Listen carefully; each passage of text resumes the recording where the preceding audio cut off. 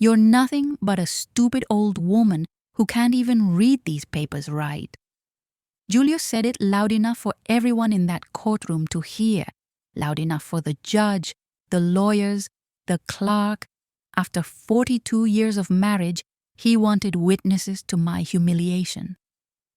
I sat there in my worn Sunday dress, 67 years old, hands folded in my lap the way my mama taught me, and I let him think he'd broken me one last time.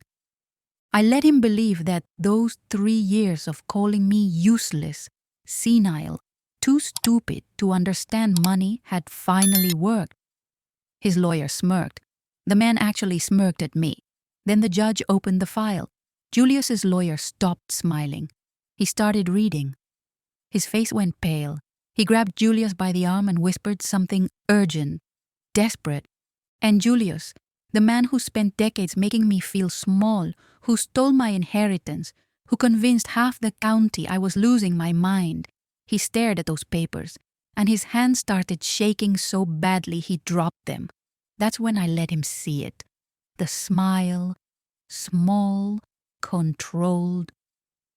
Just like the plan I'd been working on while he thought I was too stupid to notice what he was doing. But this story doesn't start with my victory. It starts 3 years earlier, in our kitchen, the first time Julius raised his voice and called me useless, the first time this old black woman from rural South Carolina decided she was done making herself small. My name is Mary. I'm 67 years old, and for 42 years I believed I had a solid marriage. It wasn't perfect, you know how it goes, but it was ours. Julius and I met at the Baptist Church in Orangeburg, South Carolina, back in 1983. He was handsome, hard-working, came from a well-respected family in the black community. My daddy never really liked him. He said Julius had a way of looking at things like the world owed him something. But I was young and in love, so I married him anyway. We had 2 children, Kyle, who's 40 now, and Shanice, who's 38. We built a life.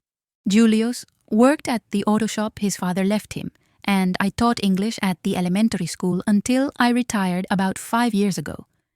We went to church every Sunday, had backyard barbecues with the neighbors, watched our grandchildren grow up. It was an ordinary life, you know? Nothing fancy, but it was mine. Everything started to change 3 years ago when my Uncle Jeremiah passed away. Uncle Jerry never had kids, never married, and worked hard his entire life, first in the tobacco fields when he was young, then later opening a trucking business that grew bigger than anyone ever expected. He was quiet about money. We knew he lived comfortably, but we had no idea how much. When the will was read, I nearly fell out of my chair. $50 million. $50 million. He left everything to me because, in his words, read out loud by the lawyer, I was the only person in the family who never asked for anything, never judged me, and always treated me like a person, not a bank. I remember sitting in that office with Julius beside me, feeling his hand squeeze mine so hard it hurt. I thought it was emotion. Now I know it was greed. The first few months were strange. Julius suddenly became very attentive, you know, bringing home flowers, asking about my plans, wondering if I wanted to remodel the house, trade in the car, travel. He said we deserved to enjoy life, that we'd worked our whole lives for it, and honestly, I agreed. We fixed up the house, I bought a new car, and we took that trip to Costa Rica I'd always dreamed about. But something about him didn't sit right with me. He started talking about our money in a different way, like he'd suddenly become a partner in something. He suggested investments, said he knew people who could make our money grow.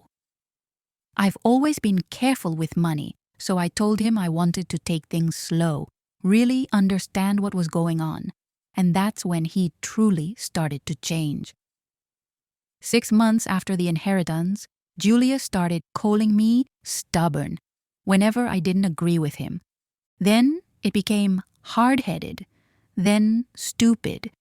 He said it in front of our kids. in front of his mother, who had moved in with us after she was widowed. Miss Helen had always looked at me like I wasn't good enough for her precious son, and now that Julius was treating me poorly, she felt free to do the same. "Mary, you don't understand money things. Let the men handle it," she'd say, sipping coffee in my kitchen, using the good cups I saved for special occasions like they were hers. Kyle, my son, started siding with his father. "Mom, Dad's just trying to help. You're being difficult." Shanice stayed quiet, but I could see it in her eyes. She understood. She'd always been more observant than her brother. It was about a year after the inheritance that I started noticing Julius was different in ways that went beyond arguments about money. He began coming home late. He'd always had the shop and sometimes worked late, sure, but now it was 3, 4 nights a week. And when he got home, he'd head straight to the shower before even saying hello. He started leaving his phone face down on the nightstand. He was wearing a different cologne, stronger, more expensive, one I'd never bought for him. When I asked about it, he said Kyle had given it to him as a gift. Later, I called my son to thank him, and Kyle sounded confused. "What cologne, Mom? I didn't give Dad any cologne." That was the first time my stomach truly dropped, you know. That feeling like the ground is slipping out from under your feet. I didn't say anything then. I watched. And the more I watched, the more I saw. Julius started going to the gym, him, who for 40 years never cared about that sort of thing. He bought new clothes, younger-looking ones, those tight shirts men in their late 60s wear when they're trying to impress someone. His mother, Miss Helen, seemed to know something because she started making strange comments. "A man needs to feel like a man, Mary. Sometimes a woman forgets that. Or, you've been letting the house go. Look at all this dust. Men like a tidy home. I cleaned that house every single day. But nothing I did was ever good enough." And the worst part, Julius agreed with her right in front of me. My mother's right. You've been letting yourself go. Letting myself go. Me, the woman who'd spent 42 years taking care of that house, that man, raising those children. Things went downhill fast after that. Julius started cutting me out of decisions, saying I was too old to understand how the world worked now. Kyle backed up everything his father said, like a parrot repeating the same lines. "Mom, you're being paranoid. Dad just wants what's best for the family." Shanice tried to stand up for me, but Julia shut her down, telling her to keep quiet, saying women shouldn't get involved in men's conversations. It was one Sunday, after church, that I finally got confirmation of what I already suspected. We went to lunch at the Pattersons' house, a couple from church we'd known for decades. Their daughter, Vanessa, was visiting. She lived in Charleston, worked in marketing or something like that, was 39 and never married. She'd always been pretty, the kind that draws attention. Slim, light-skinned, straightened hair, nails always done. When she walked into the living room, Julia stood up so fast he nearly knocked over his glass. And the way he looked at her, I knew that look. It was the same way he used to look at me when we were young. The entire lunch, Julius couldn't take his eyes off her. He laughed too loud at her jokes, leaned forward whenever she spoke, asked about her life in Charleston with an interest he'd never shown anyone else. Vanessa had a way with him too, smiling, touching his arm when she talked, calling him Mr. Julius in a voice that sent chills down my spine. I glanced over and saw her mother, Sharon, looking at me with that pitying expression people wear when they know something's wrong but don't want to say it out loud. Kyle noticed nothing. He was glued to his phone. Shanice noticed. She squeezed my hand under the table. When we left, I couldn't hold it in. "You and Vanessa seemed awfully close today," I said in the car. Julius laughed, that fake laugh. "You're imagining things, Mary. You're getting old and crazy." Crazy. He called me crazy. From the back seat, Miss Helen laughed. Jealousy in an old woman is ugly, Mary. Men don't like that. That night, I made a decision. I wasn't going to question him anymore. I wasn't going to ask. I wasn't going to let on that I knew. I was going to watch, document, and save every piece of evidence, every lie, every humiliation, because I knew Julius well enough to know where this was headed. He wanted my money, and he was going to try every possible way to get me out of the picture so he could have it all. So I opened a bank account only I knew about and transferred a small amount, just enough not to raise suspicion. I bought a flash drive and started taking pictures of everything: bank statements, documents, text messages he left open on the computer when he thought I wasn't paying attention. I created an email folder with a name he'd never think to search for: Grandma's Recipes.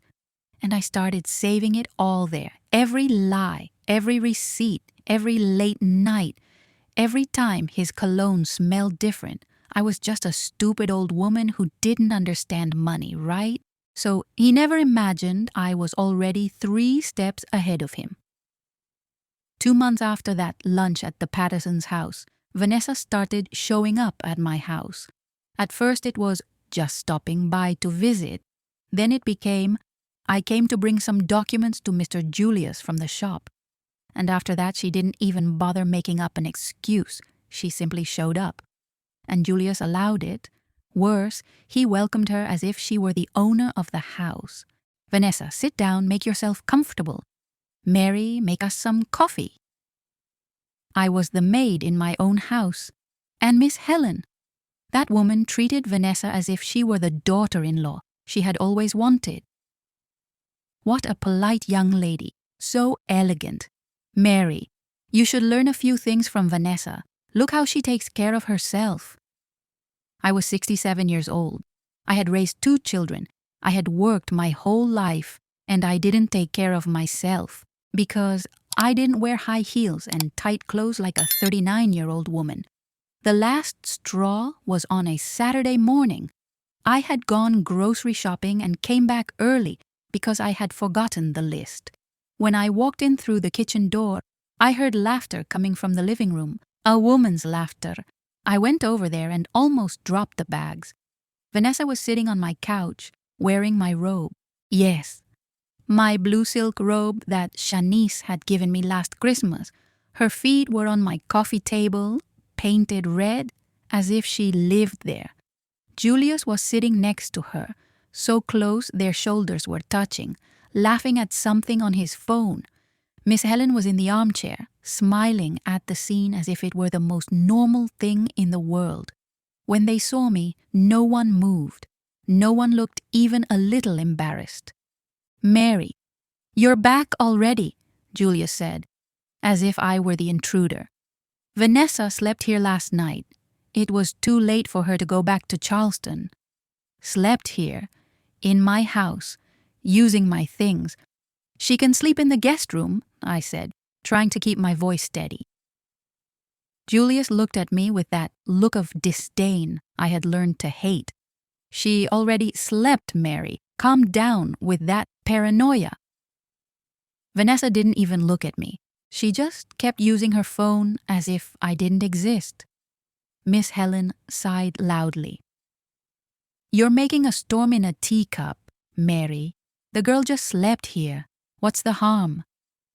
I looked at my robe on her, at the way Julius was sitting too close, at the satisfied smile on my mother-in-law's face, and something inside me broke.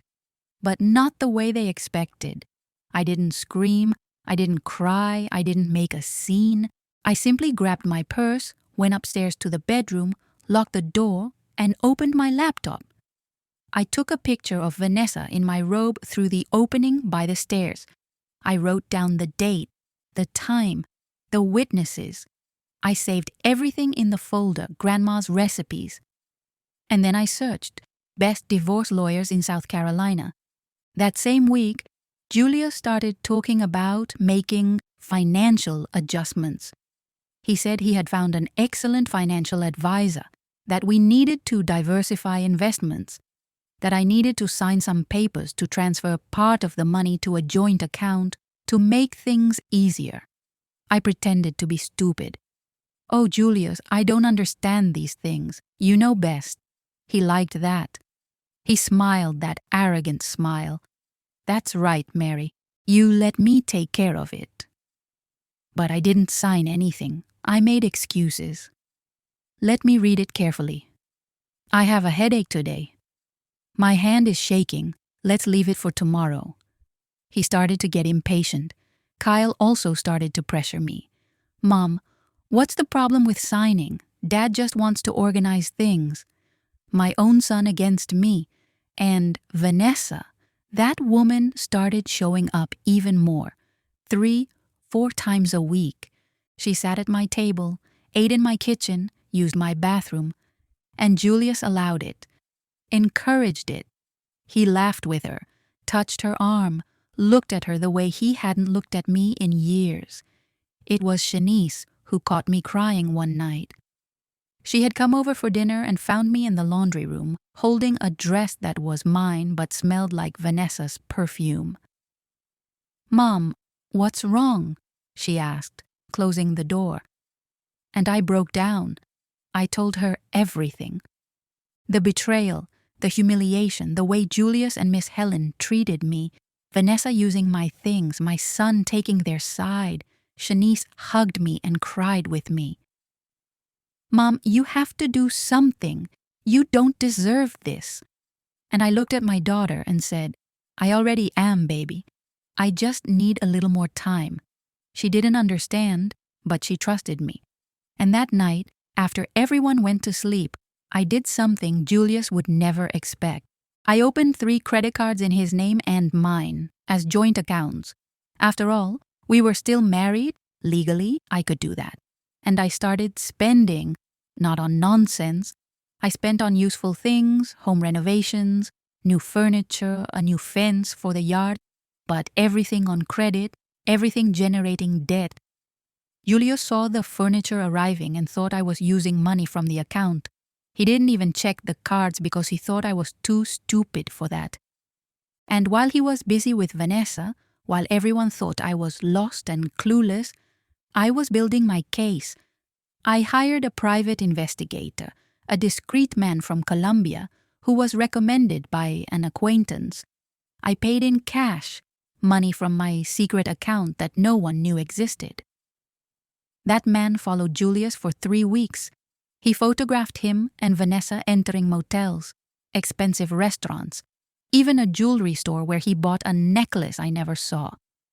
Everything documented, everything with date and time. The investigator gave me a flash drive with everything. I kept that flash drive in a safety deposit box I rented at the bank, along with copies of all the statements, all the emails, all the messages I had managed to recover from his computer. Julius thought he had deleted them. Foolish man. Nothing is ever truly deleted when you know where to look. And I learned. I spent nights researching on Google, watching YouTube videos about how to recover messages, how to document infidelity, how to protect yourself financially. This stupid old woman was becoming an expert. 3 months passed like that. Julius growing more impatient with me. Vanessa growing more comfortable in my house. Miss Helen treating me like trash. Kyle repeating everything his father said. And I allowed it. Because every day that passed was another day of evidence. Another debt accumulating. Another piece on my chessboard moving into the right position. Until one Tuesday night, Julius came home with papers, divorce papers. He threw them on the kitchen table while I was washing dishes and said, "Sign this." He didn't ask. He didn't explain. He just ordered, "I'm divorcing you, Mary. You're not the woman I married. You've gotten old, annoying, paranoid. I deserve to be happy." Miss Helen was sitting at the table, nodding in agreement. My son deserves someone who values him.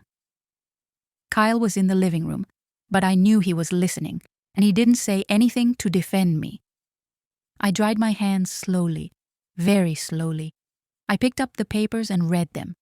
He wanted everything: the house, the cars, the accounts, the investments, everything. And for me, a generous alimony of $5,000 a month. $5,000 out of $50 million. I looked at him, at that man I had loved for 42 years, and I smiled, a small smile. "Are you sure, Julius?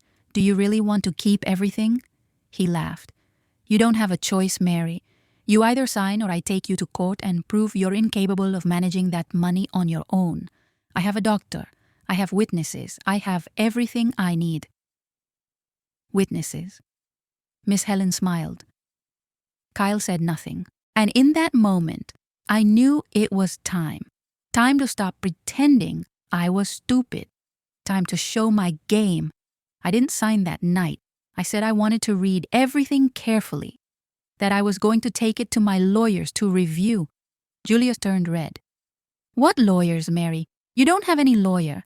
I just shrugged and went to the bedroom. I locked the door and heard him shouting on the other side, Miss Helen saying I was crazy, that I was making Julius suffer. Suffer. The man who was cheating on me with our friend's daughter from church, who humiliated me every day, who wanted to rob me, was suffering. That night, I didn't sleep. I stared at the ceiling, listening to Julius snoring in the guest room. He hadn't slept with me for months, and I made my final decision. The next morning, I called the lawyer I had researched, Dr. Patricia Morris, a black woman from Colombia, a specialist in divorce and division of assets. Her online review said she was relentless. That was exactly what I needed. The consultation was on a Thursday. I told Julius I was going to the doctor for routine exams. He didn't even look up from his phone. "All right, go." Miss Helen asked if I wasn't too old to be driving around alone. I ignored her and went. Dr. Patricia's office was in a nice building downtown Columbia. When I walked in, she greeted me with a professional but kind smile. She was probably in her mid-50s, short natural hair, an impeccable suit, that look of someone who doesn't take nonsense from anyone. I sat in front of her and simply opened my purse. I took out the investigator's flash drive. I took out the folders with bank statements. I took out the printed copies of emails and messages. I took out the list of all the debts I had made over the past months. I placed everything on her desk. "I need you to help me destroy my husband legally," I said. And for the first time in 3 years, I didn't cry when talking about Julius. Dr. Patricia spent 2 hours with me. She looked at every document, every photo, every statement. She asked questions. She wrote everything down. When she finished, she leaned back in her chair and looked at me with the face of someone who has seen everything in life but can still be impressed. "Mrs.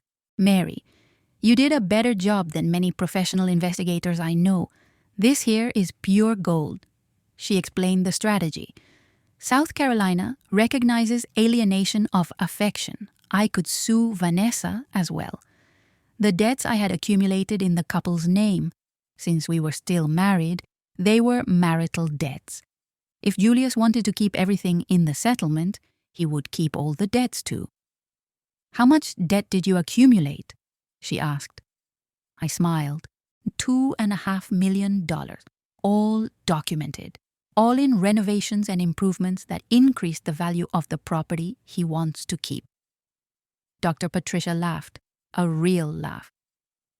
"You are an artist, Mrs. Mary, an artist." I went home that day with a plan. Dr. Patricia would prepare the paperwork. We would let Julius file for divorce, let him think he had won, and at the last minute, boom, total counterattack. But until then, I had to endure. And enduring became harder and harder because Julius and Vanessa stopped hiding. 1 week after that consultation, she showed up at Sunday dinner. Julius had invited her without telling me. She sat at my table, ate off my plates, literally. He had put out the good dishes that belonged to my grandmother and sat there laughing, touching his hand, calling him Julius without the Mr., as if they were intimate. Miss Helen served her first, before me. Kyle arrived with his wife, Trina, and their 2 small children, my grandchildren, and they greeted Vanessa more warmly than they greeted me. "Aunt Vanessa!" the older one shouted. "Aunt!" They were already calling her aunt. Shanice was there too with her husband, Robert, and when she saw the scene, she turned pale. She came into the kitchen where I was preparing dessert. "Mom, this is too much humiliation. Why are you putting up with this?" I looked at my daughter and whispered, "Because the more he thinks he's won, the sweeter it'll be when he realizes he's lost." She didn't fully understand, but she squeezed my hand. During dinner, Julius announced it. He simply announced, in front of everyone, that he and I were getting divorced. "Mary and I are no longer compatible. We're going our separate ways." Kyle nodded, supportive of his father. "Sometimes it's for the best, Dad. You deserve to be happy." Trina agreed. Miss Helen sighed loudly. "Finally, my son will have peace. And Vanessa." That woman smiled and placed her hand on top of his hand, right there, at my table, in front of my children, my grandchildren. "You're going to be fine, Julius. You have someone who truly values you now." I could have thrown the apple pie in her face. I could have screamed, made a scene, thrown everyone out. But I did none of that. I just smiled politely and said, "Well, yes, everyone goes their own way." And I served dessert. Shanice looked at me like I had truly gone insane. After everyone left, and Julius took Vanessa home but only came back in the morning, my daughter called me. "Mom, I don't understand. Why don't you react?" And I finally told her. I told her about Dr. Patricia, about the evidence, about the debts, about the entire plan. Shanice was silent for a moment. Then she started laughing. Really laughing. The kind of laugh you give when you're relieved and impressed at the same time.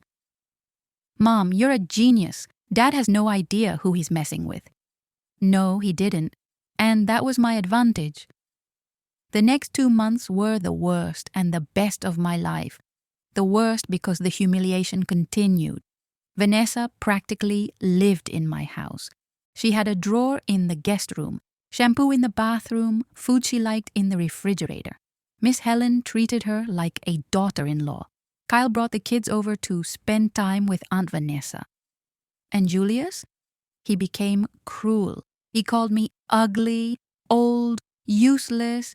He said he had wasted the best years of his life with me. He said it in the kitchen while Vanessa smiled on the couch, but they were also the best months because I could see my plan taking shape. Dr. Patricia prepared everything. We documented every visit from Vanessa, every time she slept at the house, every gift Julius gave her purchased with marital money. We finalized the list of debts, $2,700,000 in the end, all legal, all in the couple's name, all impossible to contest. And then the day arrived. Julius scheduled the divorce hearing. He was so confident that he brought Vanessa with him to court. She sat behind him, holding his hand, as if she were already the new wife. Miss Helen was there too, smiling. Kyle came with Trina for his father's moral support. Shanice came with me, just her. My husband looked at me from the other side of that courthouse hallway and smiled, that arrogant smile of someone who thinks he has already won. His lawyer, a white man in an expensive suit that Julius had carefully chosen, smiled as well. They had documents, witnesses, even a fake psychological report saying I was senile. They had prepared to annihilate me. What they didn't know was that I had prepared much more. And when we entered that courtroom, and the judge, a black woman around 60 years old named Judge Williams, asked everyone to sit, I looked at Julius one last time as the stupid old woman. From that moment on, he was going to find out who I really was. The hearing began with Julius's lawyer presenting the case. He spoke for 20 minutes about how I was incapable of managing the assets, how Julius had been a devoted husband for 42 years, how he deserved to keep the property because he was the one who really understood finances. He presented the so-called psychological report, full of fancy terms saying I had cognitive decline and difficulty with judgment.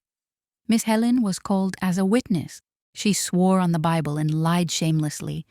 Mary has always been forgetful, always slow to understand things. Lately, it's gotten much worse. Sometimes she doesn't even remember what she ate for breakfast. Judge Williams wrote everything down, expressionless. Kyle also testified. My own son. My mother has been confused. Yes, she repeats the same questions, forgets appointments. I worry about her. Every word felt like a stab, but I kept my face neutral. Shanice squeezed my hand under the table. When it was my turn, Dr. Patricia stood up slowly. She had that calm manner of someone who knows exactly what she's doing. Your Honor, I would like to present some evidence that completely contradicts what was said here today. She turned on the projector.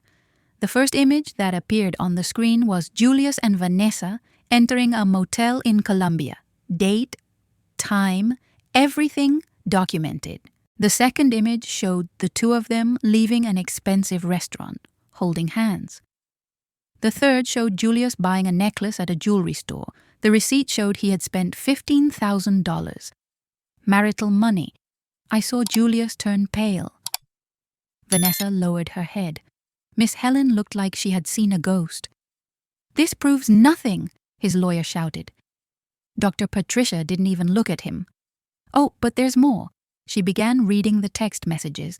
Explicit messages, romantic messages, messages planning a future together.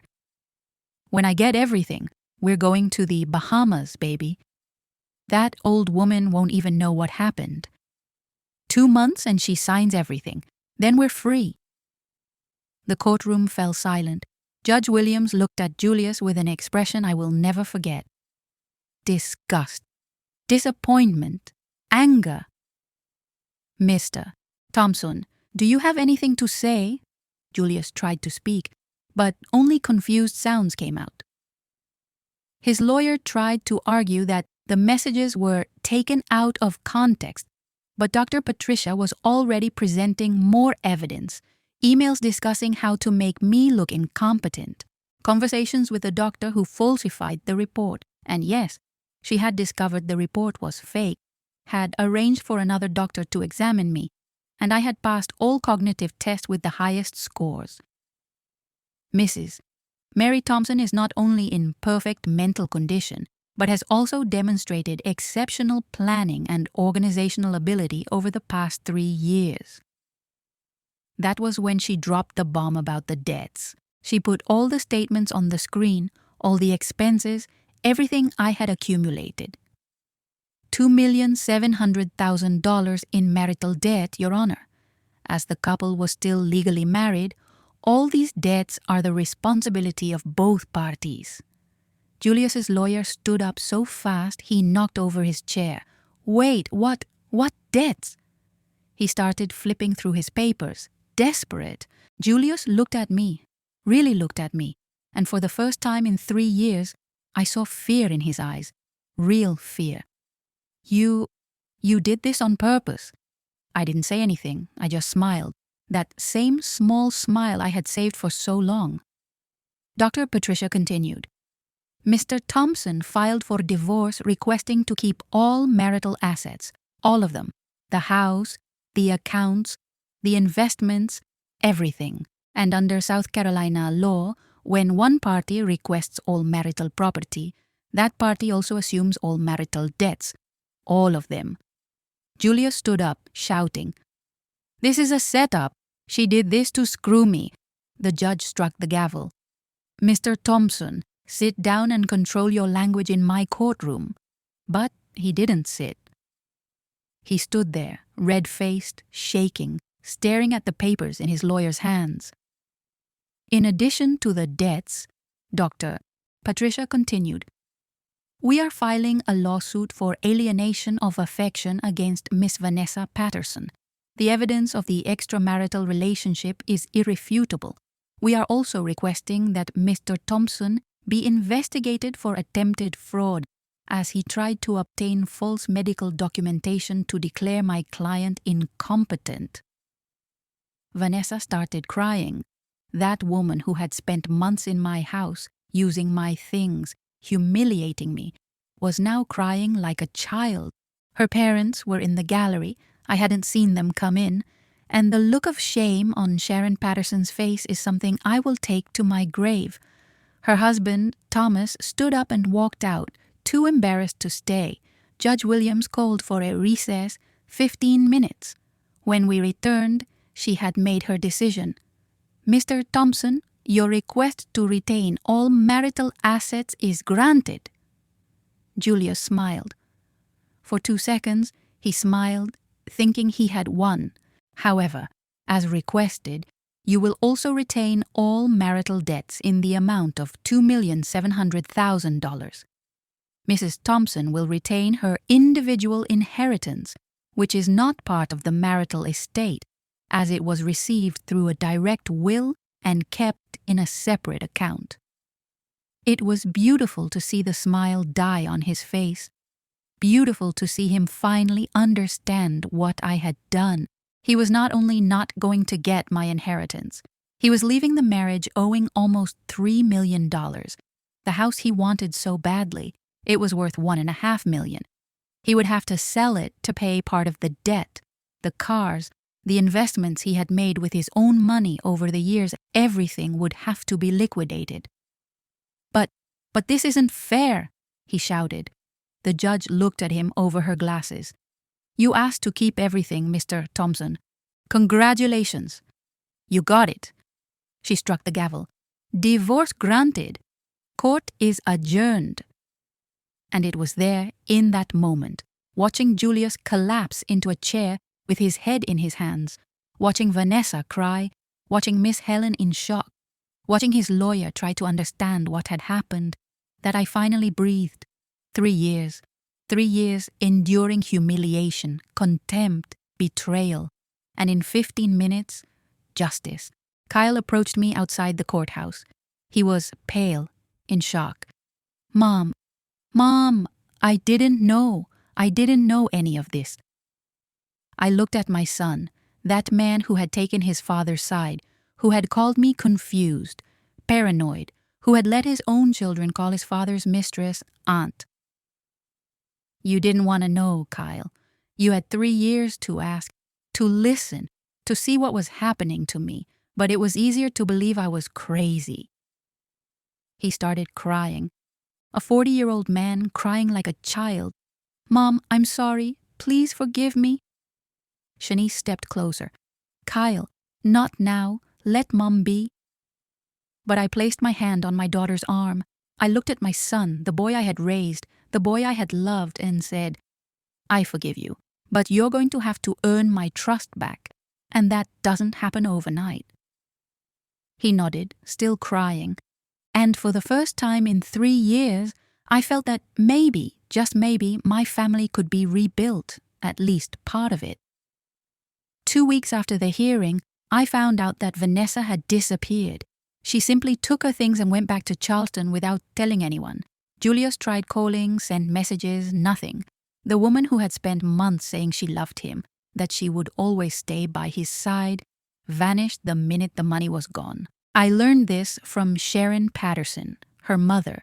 She came to my house, the new house I had rented in downtown Orangeburg, a small place, but mine, just mine, and rang the doorbell with the face of someone who hadn't slept in days. "Mary, I need to apologize to you." She cried right there at my door. She said she didn't know the extent of the affair, that when she found out she tried to make Vanessa stop, but she wouldn't listen. "My daughter has always been ambitious, but I never thought she would be capable of destroying a family like this." I could have slammed the door in her face, but I didn't. I invited her in, made tea, and we talked like two mothers who had watched their families fall apart.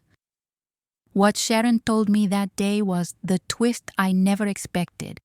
Vanessa hadn't disappeared by accident. She had been arrested in Charleston for fraud. That's right. She had pulled the same scam on 3 other men over the past 5 years. All married, all older, all with money. She pretended romantic interest, manipulated them to get expensive gifts, money, until she gained access to their accounts. When the family found out and the man was left with nothing, she disappeared. Julius was just one more. The police had found documents at her house, emails, even a notebook where she wrote down the targets. Julius's name was there, with notes like married 40+ years, wife seems submissive, recent inheritance of 50 nse. She had chosen him, planned everything, and Julius, the man who thought he was so smart, had fallen for it completely. Sharon showed me the news on her phone. There was Vanessa in handcuffs and being taken to the police station.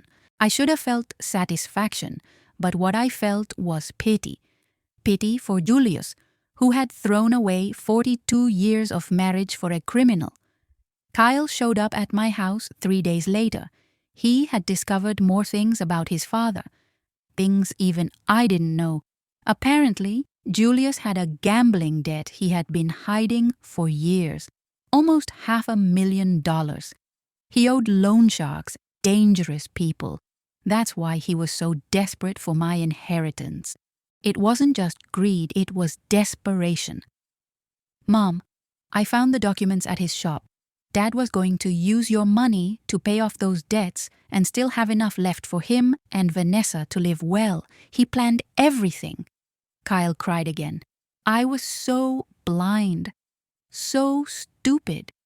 I believed everything he said about you. I let my kids treat you badly. I let that woman into our family. He took my hand. Mom, I don't expect you to forgive me right away, but I'll spend the rest of my life making it up to you. I promise. And I saw sincerity in his eyes, real regret. You'll start by bringing my grandchildren here every Saturday, I said. And you'll sit down with them and explain that Grandma is not crazy, not stupid, and that they were taught wrong. He nodded. Yes, Mom, every Saturday. Miss Helen had a stroke 2 weeks after the divorce. It wasn't fatal, but it left her debilitated. Julius called me for the first time in months, asking for help. Mary, please, she's my mother. I don't have money to pay the hospital, to pay a caregiver. I have nothing. His voice was broken, defeated. I could have hung up on him. But you know what I did? I paid the hospital.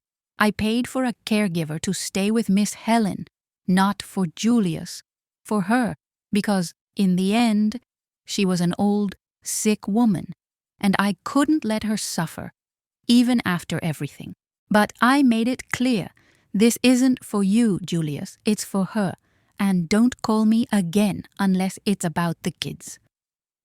I went to visit Miss Helen at the hospital. She was there, partially paralyzed, but conscious. When she saw me, she started crying. She tried to speak, but the words came out slurred. Ma, rai, sor, rai. That was all she could say, and you know what? It was enough. I held her hand and said, You're forgiven, because holding on to anger would keep me tied to the past, and I had decided to live my future. The following months were about rebuilding. Shanice and I took that trip to Paris I had always wanted. We ate croissants, saw the Eiffel Tower, took a boat ride on the Seine. We laughed, cried, talked about everything that had happened. Mom, you're the strongest woman I know, she said one night while we were drinking wine at a cafe. I want to be like you when I grow up. And I laughed. Baby, you already are. Kyle kept his promise. Every Saturday he brought the grandchildren. We cooked together. I taught them how to make the cookies my mother taught me. They apologized in their childlike way. Grandma, we were mean to you.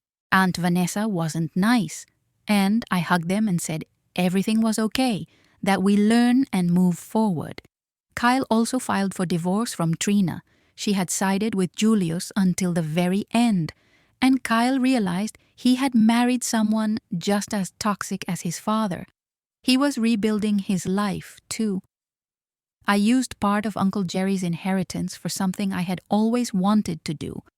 I opened a community center in Orangeburg, a place where older women could learn about finances, their rights, how to protect themselves from abusive relationships. I named it the Jeremiah Center, in honor of my uncle. I hired lawyers to give free consultations, psychologists to provide support, teachers to give financial education classes. And you know who the first student was? A 72-year-old woman who was going through the same thing I had gone through. A husband trying to steal her inheritance, the whole family against her. I sat with her, held her hand and said, "You're not alone, and you're stronger than you think." Seeing the center working, seeing women leave empowered, informed, ready to fight for their rights, was the greatest victory of my life. Greater than the divorce, greater than the inheritance. Because I turned my pain into purpose. Julius, he truly lost everything. He had to sell the house, liquidate what was left, and still ended up owing money. I heard he's living in a small apartment, working as an Uber driver to pay the bills. Miss Helen went to live in a nursing home, a good one, which I still pay for because I can't stop being who I am. Vanessa got 3 years in prison. Kyle showed me the news. I read it and felt nothing. No anger, no satisfaction, just emptiness. That woman no longer had power over me. Today, a year and a half after that hearing, I'm sitting on the porch of my new house, drinking lemonade, watching the sunset. Shanice is coming over for dinner, bringing Robert and the nephews. Kyle calls every day to see how I'm doing. My grandchildren FaceTime me to show their school grades. I have new friends from the community center. I've traveled to 5 countries. I learned how to paint. I started taking dance classes.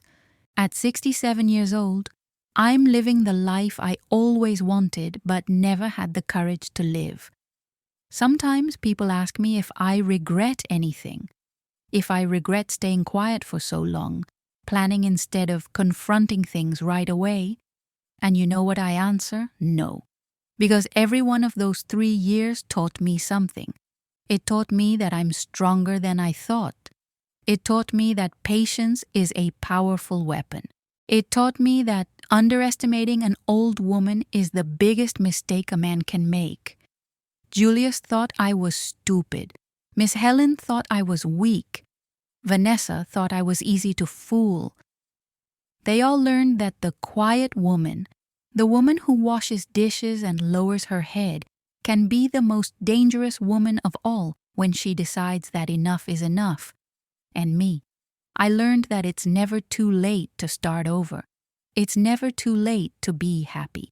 It's never too late to look in the mirror and recognize the strong, intelligent, incredible woman you always were. My name is Mary. I'm 67 years old, and this is the story of how I turned the tables. And you know what? I would do it all over again.